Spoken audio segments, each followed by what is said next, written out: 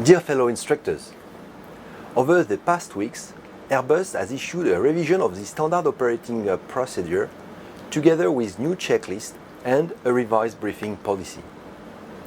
This is the result of a 3-year journey alongside with a set of operators who contributed to this pretty significant revision of our standards. These operators were representative from all types of operation, from the short haul to the ultra-long haul, including the Airbus corporate jets. It's also operators that are using the full set of our products from the A320 to the A350. It does not include the A220 nor the A300 though.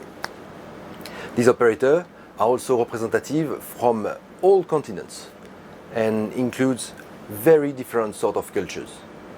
Together, we have been working based on their feedback and our own Airbus experience in order to refresh our practices.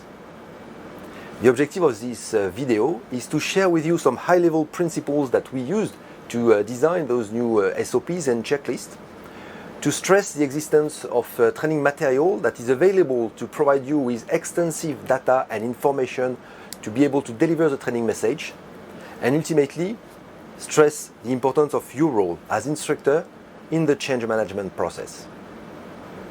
So why did Airbus and this set of operators elected to change the SOPs and the checklist?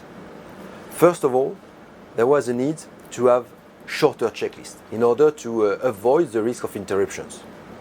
Secondly, we needed to have checklists that were sticking to the various phases of the flight, and also to introduce new checklists based on the experience that we gained in operation.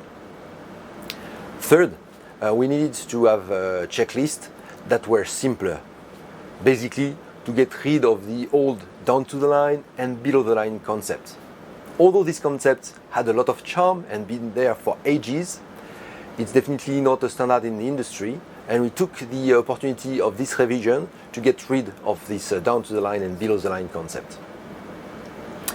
This being said, a lot of material has been produced and made available to operators through Airbus World.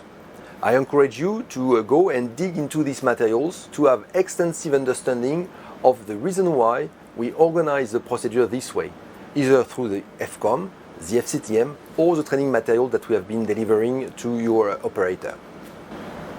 As a pilot myself, I can say that I don't like very much change.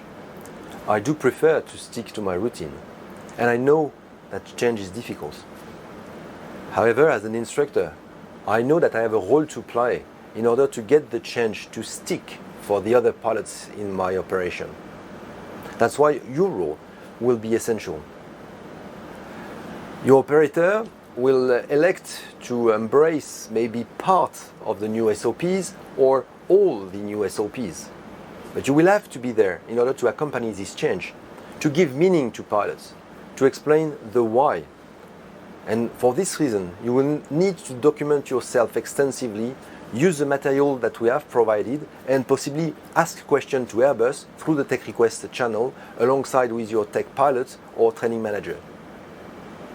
So I recommend that you embrace that change, you get to know the details, and together, let's make this evolution of our practices a new routine, a successful new routine for a safer operation.